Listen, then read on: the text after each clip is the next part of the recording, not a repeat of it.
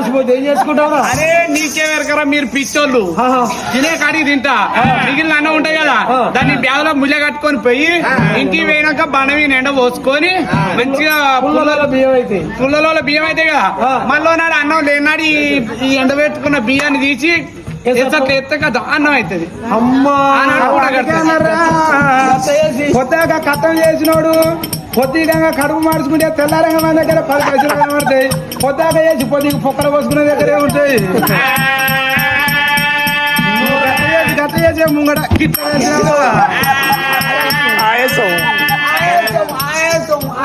మీరు కొత్త వికలు బాగా బక్కదుండే గట్ట బొర్ర వస్తుంది. కుబేరుడు బొర్ర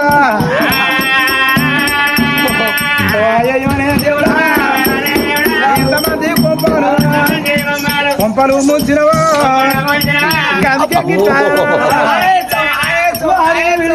గిట్ల చేసి మందిర్ల వీడే వీడు మాత్రం అగో వెంకటేశ్వర స్వామి తిరుపతి దేవుడికి అప్పు పెడితే ఈ వారం మిథ్యా కడతాడు కానీ అసలు కడతాడు వెంకటేశ్వర స్వామి.